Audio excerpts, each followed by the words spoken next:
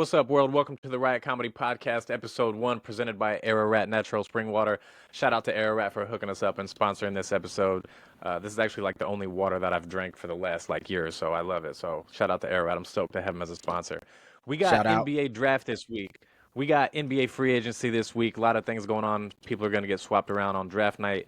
Free agency will be crazy. We got a few big name people that may end up switching teams. We'll see what happens, but let's get into it. Let's do it. So NBA draft Wednesday. Everyone is predicting Zakari to go number 1. I saw it's like 70-80% chance. I don't know much about this guy. I know he's French, and I haven't seen him play, but I'm looking forward to seeing what'll happen with this new wave of international players, because it looks like Frenchmen are going 1 and 2 in the draft. Yeah, it's interesting that the Hawks would go that direction. I think that they'd be better off trading their first pick and maybe they need a big dude. Like, rumor mill is they're trying to trade Clint Capella. That'll kind of dictate what they do in the draft. I don't think that anything should dictate what you do in the draft. I think that you should just take the best player. Who's ever the very best player, you should take them. And everybody's saying shallow draft, not a lot of talent, not a lot of superstar talent coming in. But somebody will be super good in this draft. There's always somebody that's super good in the draft. So if you can't always pinpoint that person right out the gate, you just take the best player available. Or if you're the Hawks, rumor mill floating around, Spurs are interested in the 1 pick, maybe trying to trade for it. Maybe they trade for the 2 pick. But if you're the Hawks, you might as well just be like, nah, blow it up, get as many draft picks as you can for next year, maybe some this year, and then just draft the best player. Just draft the best player. Like, don't put too much thought into it. I think if I'm the Hawks, that's the move. You're in blow up. It's time to blow it up. You didn't really build around or even begin to build around Trey the way you should have. So at this point, it's like trade him, trade that number 1 pick, start planning for the future, acquire assets, and then you'll put yourself in a position to make good moves. That's And they had a good team around them. They went to the Eastern Conference Finals, and they were just like, we don't want to pay this bill. Which, I guess you don't want to go into the luxury tax. You don't want to do any of those things because, you winning a championship might not be super realistic, but at least you were good, and at least you made a deep run to the playoffs. And then now here you sit with the 1 pick. And you have Trae Young and Dejounte Murray. The way that people trade for All-Stars in the NBA, you got to think you can get 6 first-round picks, 2-3 pick swaps, a couple seconds, maybe some good young talent for those 2 guys, and then just move on. Just move on. You don't want to keep winning 35 games. You don't want to be the Chicago Bulls. You do not want to be them. Stay away from that business model as much as you possibly can and just get out of it, And I think at this point in the draft, like, you look at some of these guys in the draft, the big guy from UConn, we got Edey from Purdue. Like, you have a couple guys in this draft where it's like, doesn't matter if you pick 1 through 5 at this point. Like, you're kind of just taking a shot. So maybe you do trade that 1 pick to the Spurs. Maybe you do try something like that and try to get if you're the Spurs, how much you willing to give up to trade up and draft Sarr and then have the next French Twin Towers in San Antonio? Well, I think you give up a lot, because if you're the Spurs, you got to think that if you're the Spurs with how good Wemby is, that your chances of picking in the top 5 for the next fucking 15 years are probably not going to happen. You got to think that Wemby's going to be one of the best players in the league starting as soon as next year. Like, I got high hopes for him. So you're going to be picking probably in the mid-teens for the next maybe 10, 15 years. So who gives a shit if you have to give up a couple picks and a good young player and hopefully to go you're get the guy picking that you in the 20s. Hopefully you're picking late 20s for most of those years. Right. And I was kind of hoping that they would try to trade that 4 pick for Trae Young and let the Hawks, because then if you're the Hawks, you have the 1 and the 4 pick. You kind of get to have whoever you want. You get to pick basically whoever you want. So I would like to see the Spurs make that move. Now, whether or not they want Trae Young around Wemby, I don't know. I think not that Trae Young's a bad guy, just like his play style and stuff. The Spurs have cap space. I think it could work. I think it could work. Trae Young's a good basketball player on a pretty okay to crappy team, kind of. I agree. So I agree 100%. I think Trae Young and playing for Pop and playing in a system, I think Trae Young would thrive in it. And Trae Young's I don't know if he's led the league in assists before, but he's definitely finished top 2 or 3 in assists in his career in the league. That means, and he's good at pick and roll. He's a hell of a shooter. And if somebody blows by him on defense, Wemby's going to throw it to the stands anyway. So I think that it makes sense, me personally, to roll the dice on it and see. Or go get Dejounte Murray from him or something. Even maybe bring Dejounte Murray back. You know exactly what you're getting. Pop coached him before. But I think that that would probably be a good move. Spurs got some young players. They got some cap space. They have some first-round picks. Like, they need to try to do something to partner somebody up with Wemby. Now, I don't think that's like go get Paul George and get a 35-year-old player on your team, but Trey's probably 25, 26. Like, I think that's the move that makes the most sense for them. And then the other teams picking in the draft, like, they're kind of in no man's land anyway, so it's not like it really matters as far as the rest of the draft goes. Like, who cares who the Pistons pick? They'll ruin their career. Who cares who some of these other guys pick? Like, at the end of the day, it's like, what are the Hawks going to do since they have 2 all-star caliber players? And then what can the Spurs do since they have the best draft prospect since who even knows? It's funny you mentioned Detroit. Detroit's going to ruin the career of whoever they pick. Right now, like, most of the mock drafts have them taking Matas Buzels. I hope I didn't pronounce his name wrong. The Lithuanian guy from the G League. And it's like, if you're a foreign player, you know, a lot of them, it's a tough adjustment switching to the NBA. So I think that dude, if it's me, I'm doing everything I can to fall to a different team. Yeah, I mean, it's interesting. Sarr not get drafted by Detroit. Well, Sarr came out and said that he didn't want to get drafted by the Hawks. He'd prefer to go to Washington. Yeah. And, you know, you might want to go to Washington because you get more touches, but trust me, dog, you don't want to be in Washington. You don't want to be there. You don't want to be there. Does Bronny get drafted? Bronny will get drafted. I saw the over-under on him the other day. I think it was 44, 45. It was like 44 and a half picks. So whether, you know, okay, and it just kind of depends. You know, I think that there's certain teams out there that could take a flyer on him just to see if LeBron's willing to maybe come on over. Now I think if you draft him inside the top 20, like, you're going to be disappointed. But yeah. A guy that's 6'2" with a 40, what was his vertical? 42, 44, somewhere right around there. Something 40. like that, yeah. You know, yeah. Who knows how to play the game of basketball? Like, you got to draft that guy. I think you have to if you're a good player. Sure, like, if you're a good team, I mean, and it's the second round, you got nothing to lose, especially like if you're like the Nuggets and you're probably not, you might not, but there's a chance that you lose KCP. And then that's going to deplete your bench even further because now one of your bench players has to be a starter. You might have to go, you know, if you're Denver with the whatever pick they might have, maybe try to take a flyer on that or something. But he'll get drafted. Bronny's going to get drafted. It's just I'm with you. And I'm with you 100%. And also, like, you know, if you go through and look at the history of the NBA draft, most players who get drafted in the second round aren't in the NBA 2 years later. Like, almost all of them. I mean, obviously you have guys who stick around, but most of the second round draft picks are washed out quick. So your second round pick is always a gamble anyway. So you might as well take a guy who you know has elite or will have soon elite level NBA defense in Bronny, and a guy who has streaks of being a good shooter, and if he can become more consistent, like, I think his game can adapt to the NBA as long as, you know, he continues to do his thing. For sure. I think he'll have a fairly good transition. The only thing that's going to slow him down is that he's going to have a microscope on him because his name is LeBron James Jr. And if he was allowed to come into the NBA, let's say he gets picked number 50, right? If he had typical number 50 pick expectations and, you know, type of attention around him, which is none for the 50th pick, I think he would have a better chance to turn into a really, really good NBA player. I think so too. And we'll see. We'll see. As far as a microscope being underneath him, like over him, like what he needs to do, like ideally for him, is get drafted by somebody that's not going to really have a lot of media attention about them. Like, they'll talk about him for a week, and then the NBA season will be in swing, and then people won't give a shit. Like, go to Portland, you know, somewhere like that. Like, Portland's not going to make playoffs. Portland sucks. Like, you can go there, grow. Yeah. No one's going to really pay attention to what you got going on. All that.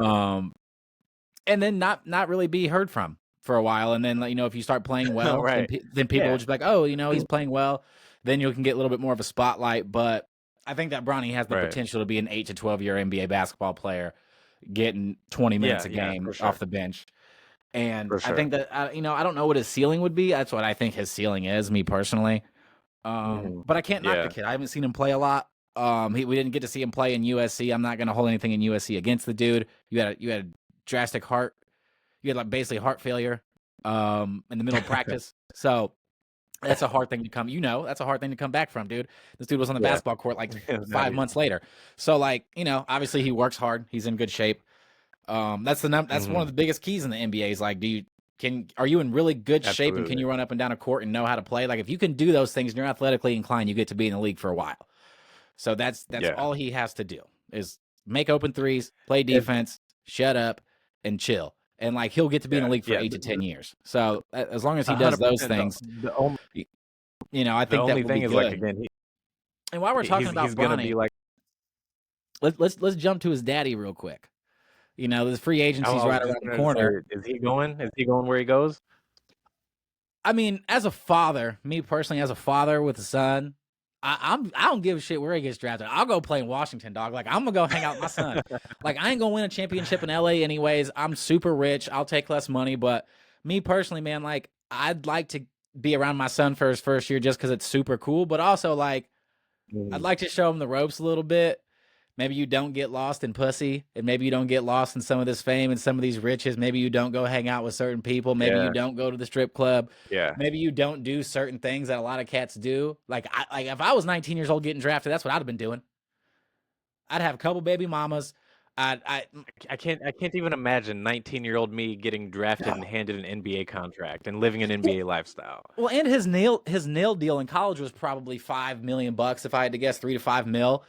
He's gonna get money off of his name, so you got to think in a 2-year time span, this guy might make $6-7 million. Like, if it's me, I blew half that at the club and partying, and I got a baby mama by the time I'm 20, and I might be like that one dude who got like that 40-year-old hood rat pregnant dog who's been sinking her claws into dudes for 25 years. Like, I might end up being that dude. So I would, if I'm LeBron, I would like to be around for a year to kind of show you the ropes a little bit and not let that happen to you. But I would do it regardless just because it's fun, and I want to be around my son and hang out and be in my twilight years with my boy, do a Ken Griffey Jr. type of situation. Like, as a father, that's all I would do. That's it. Same. Like, so let me ask you this: sticking on, shifting to free agency, but sticking with LeBron, is there any chance that he leaves the Lakers and doesn't join his son? I don't think so. I have a hard time because, like, he loves living in LA. It's where he likes to be. No one's going to pay him more money than the Lakers. No one's going to give you 3 years, $150 million for a 40-year-old. No one's giving that to you. I have a hard time believing that anybody but the Lakers. Like, I don't want to knock LeBron because I think he's still super good, but I ain't giving it to him.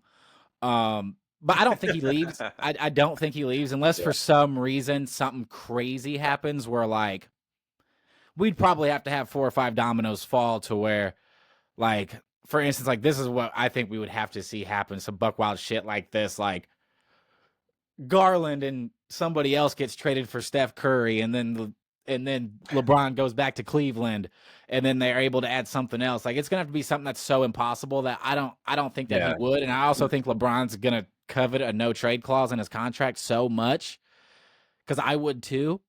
Like, when the Warriors called about LeBron last year, he was like, "Oh shit, I'm actually tradable now." Like, nobody would trade LeBron, but at the same time, like, when the right deal's on the table for a 40-year-old, you trade the 40-year-old every single time. Absolutely. So I think the no trade clause is as important to LeBron as playing with his son. Like, I really do. And that's the only reason to even opt out. Like, you would opt out just for that. And I think something else that's, like, really interesting with the LeBron situation is where else would you even go anyways? Like, maybe Miami would be a good situation for you. Maybe Cleveland would be a decent situation. He's not going to play for James Dolan. Like, when you look around the league, if he's not willing to go somewhere and play for $20 million, there's nobody that he can go to that can pay him. Maybe the Sixers. The Sixers can afford to pay him. But at the same time, like, that would be his best option, is going to Philly. But JoJo's hurt a lot. Like, he'd be dealing with the same thing he deals with AD. AD's actually been healthier than Joel the last couple years. And I also think, me personally, that as far as playing a game goes, I think that AD is a better fit with LeBron. Jump a little higher, a little more athletic, catch oops. A lot better defender than JoJo. I think LeBron's just stuck in no man's land, making $50 million in LA and getting bounced out in the first or second round of the playoffs, and that's just kind of what it is. Like, when you look at free agents that can actually swing teams, that actually might go somewhere, like, you got to look at Paul George. Where would you like to see Paul George go as far as realistic options? Like, we've seen sign-in trades on the table now. Supposedly the Warriors are interested if Klay doesn't re-sign.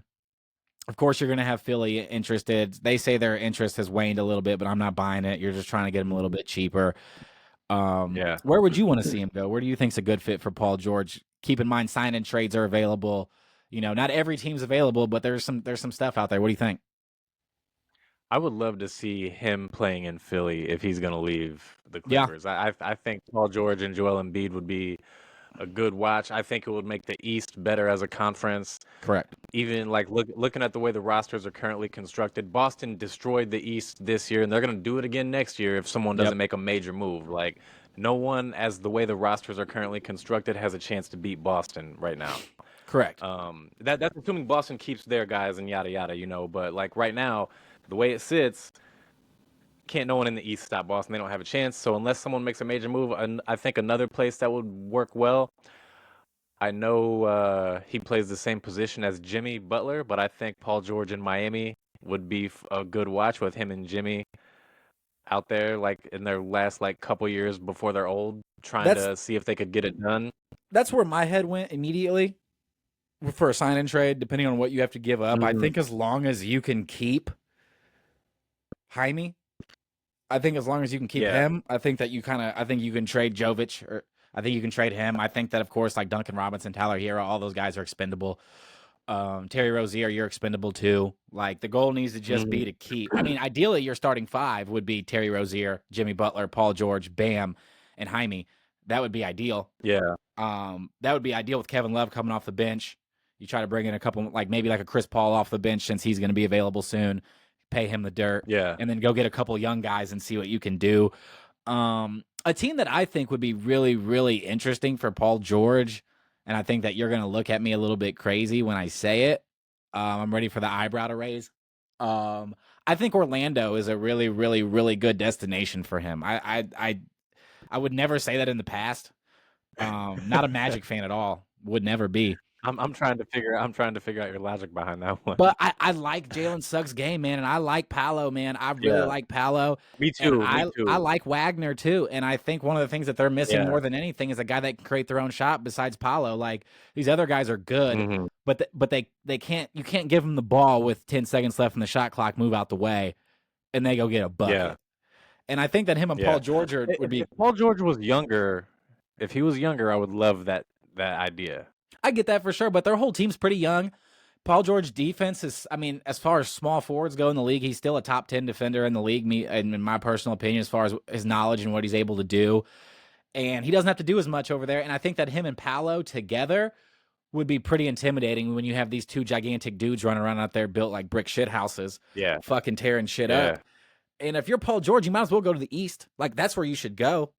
Because, like, we can talk about the Boston yeah, Celtics. I think they give Derek White his extension. It's $32 million, just shy a year. You don't have a choice but to give it to him. You just got to pay the luxury tax and say fuck it. Because you have Drew Holiday, yeah, Porzingis, and Jaylen Brown and Tatum signing his extension this year for sure. So you're gonna have all these guys locked up for the next 2 or 3 years. You keep that core together. But as we've seen time and time again, let's say that you're not quite as good as the Boston Celtics, but you make the trade for Paul George or sign him. They can sign Paul George outright. I think Orlando. Porzingis, he goes down now, all bets are off.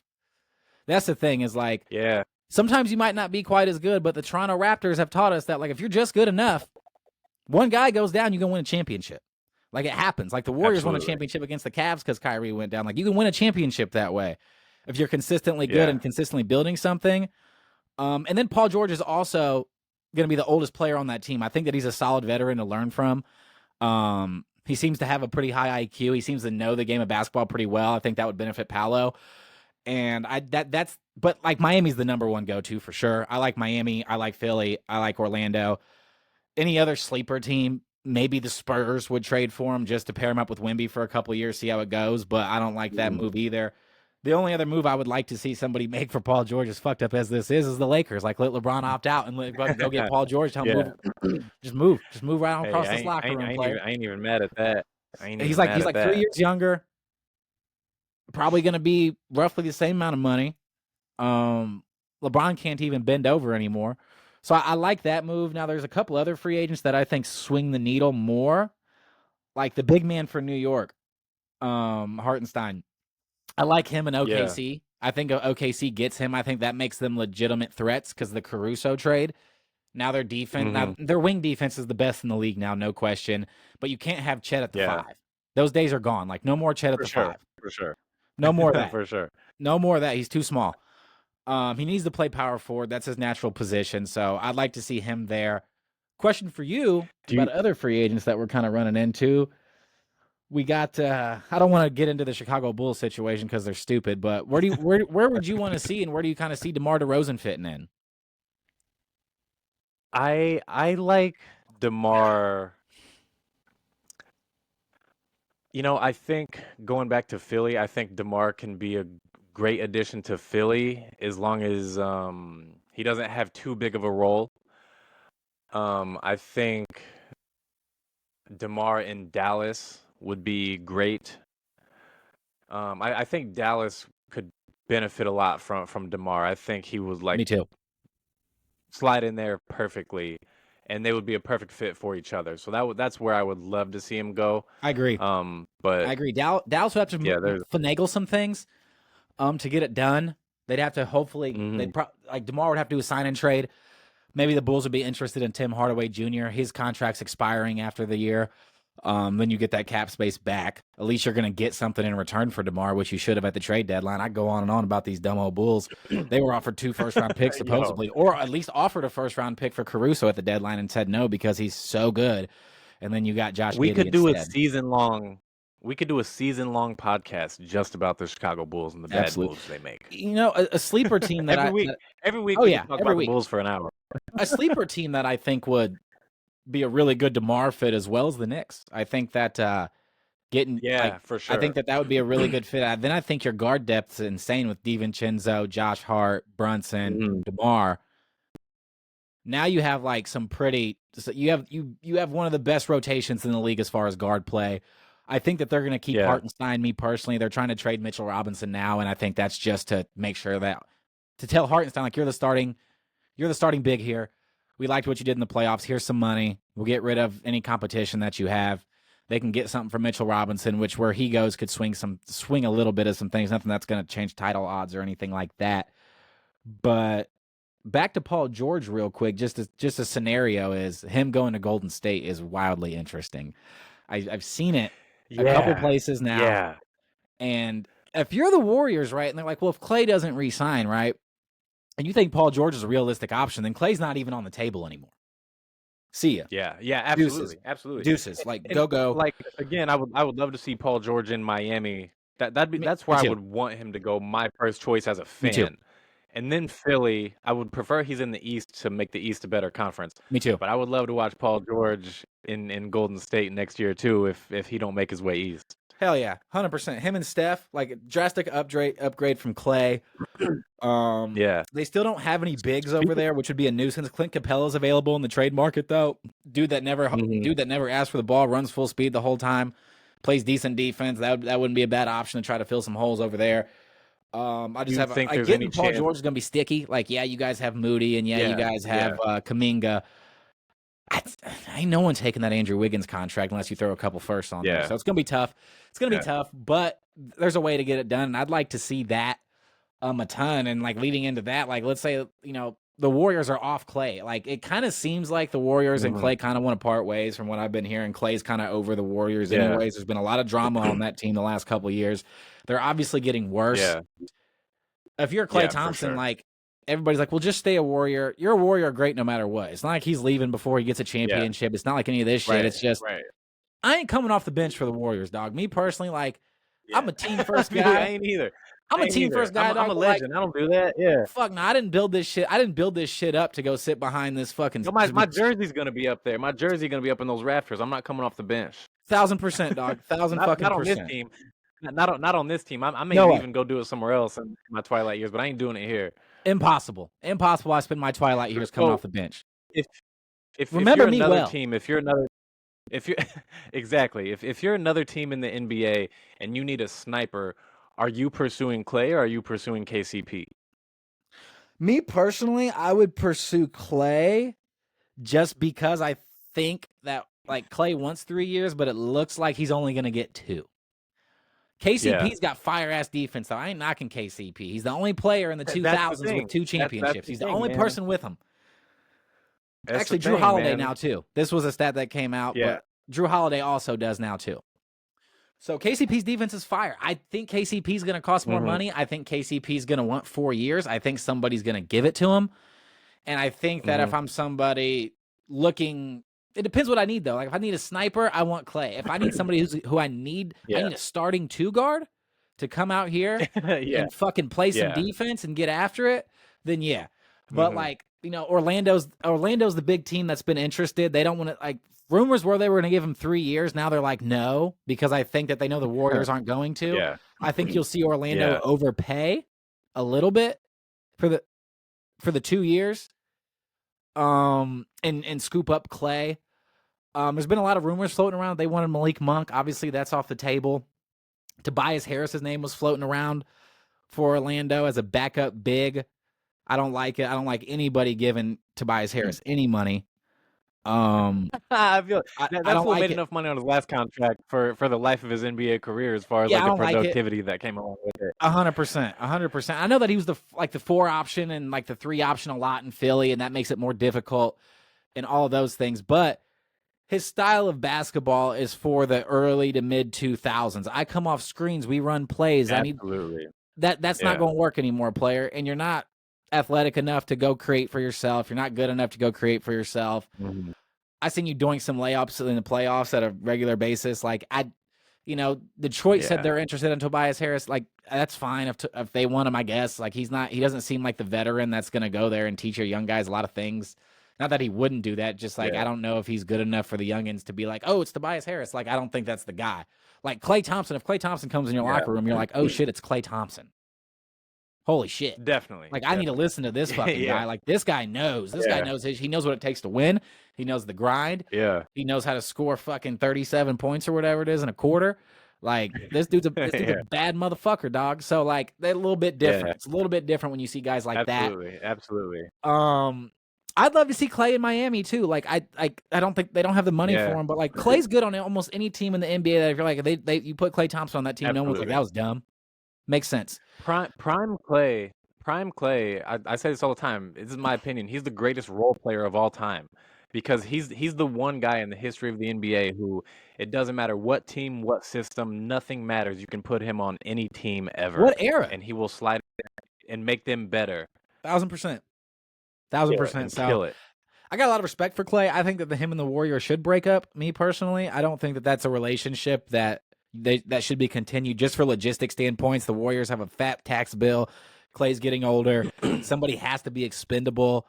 It wasn't Draymond Green, even though it probably should have been, and it probably should have been Klay, and they probably should have just been like, well, if we only have Steph Curry on the books, maybe we can add something here. But it's just, it is what it is. Like, it's fine. You'd like to continue your career with Steph and Dre, but at the same time, like, go get a little bit more money, go fucking make some threes, and just enjoy their twilight years somewhere else. So that's kind of, I mean, my prediction is Orlando. I think Orlando gets him. I don't think Orlando's going to get any bigger fish than that. They're going to have a hard time getting free agents to go to Orlando. So I mean, that's probably your best bet at this point. It's gonna make them better. How much better? I don't know. I don't know what that looks like, unless, I mean, if Paolo takes a big step forward, if Jalen takes a decent step forward, if Wagner takes a decent step forward. Paolo will take a big step forward next year. I love his game, man. I think he's gonna come out next year and with a vengeance and just like be a problem. Yeah. I mean, it's about time to get the due respect that he's earned. You're the number 1 pick. Yeah, absolutely, man. This dude even had a baller year last year, dude. He took the Magic. I mean, he plays on a good team. I'm not gonna sit here and be like he took scrubs of the playoffs. That ain't the case, dog. Them Wagner boys can hoop. Like that team is good. I like their bench players even. Like I like their bench too. Like I think that they have a pretty solid team all the way around. But Paolo's the number 1 pick, taking his team to the playoffs. I don't know. I could be mistaken. That was his 3rd year in the league, I believe, last year, maybe 2nd, but I think it was his 3rd. Which is super impressive. You got drafted to the Magic, dude. It's not like you got drafted, like, not to knock this dude. This dude's a hooper. He's going to be one of the best players in the league, and he already is Anthony Edwards. It's good to get drafted when you get drafted with Cat. It's good to have another all-star on your team when you get drafted.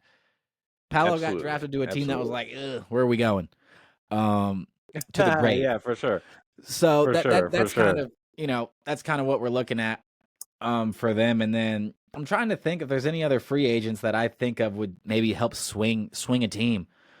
You know what? I don't think there's any chance he leaves, but I think if someone could steal Nick Claxton, that could change a lot of things. It would change a lot of things. So I guess the question I would have for you then But is I don't like, think he's gonna leave. I think they're gonna Brooklyn will throw enough money at him where he ain't yeah, gonna they're gonna bounce. keep him. They don't even really have a choice.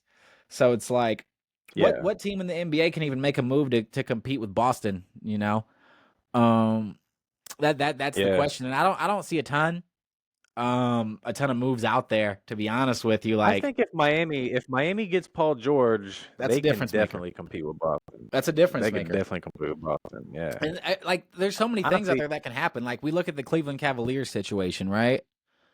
So like, yeah. you can tell me you don't want to break up your core four or whatever you guys want to call these dudes. That's fine. But bottom line is you have to. You have to break up Yeah.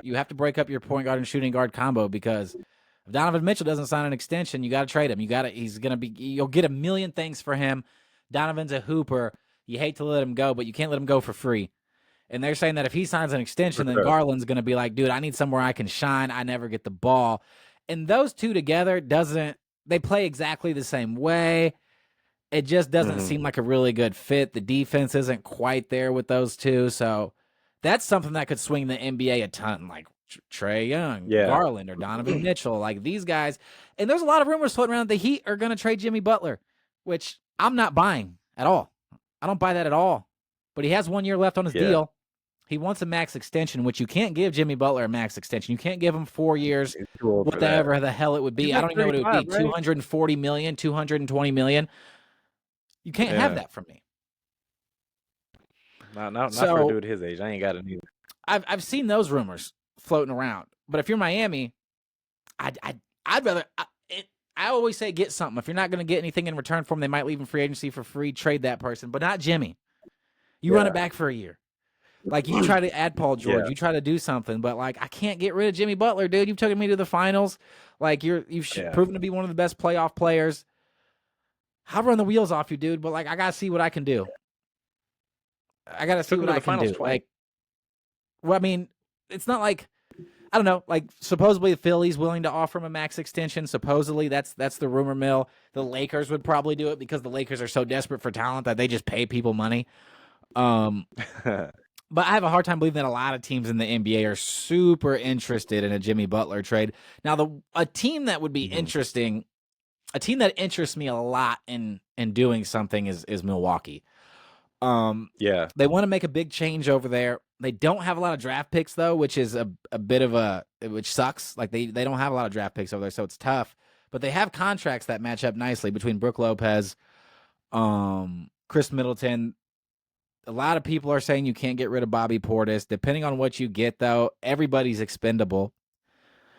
So Milwaukee is a team that I'm looking at to try to make a move. I don't know if they'll be able to do it, but that's a team that's going to be sneaky. Like, that's the team that I say keep your eye on during the draft and during free agency a little bit is keep your eye on Milwaukee. I think that they're going to swing some things. I think that they're going to make a move. I hope. I think that they do, man. I think that they do. I think Chris Middleton has trade value. I think Brook Lopez has trade value. I don't think they fit the scheme that they have anymore. Chris Middleton would if he was still in his prime, but you got to try to you either have to get another player there that's really good, or you got to get depth. You have to do one or the other. And they have, like, getting depth might not be a bad way to go. Like, you need some 3-and-D guys. You need a center that can move his feet and pull rebounds. Brook Lopez ain't gonna cut it. So maybe a Clint Capella trades there with him and Giannis as the bigs running the floor. I like that move. That'd be fire. Yeah. They need a small forward, though. Like, that's what they need. Like, they can't go out and go get, like, a Garland. Like, Jimmy Butler would be fire for them. I think Jimmy Butler would be a great move for them, even though it's almost impossible. Like, if you're Miami, you're probably not going to take the shit they offer you.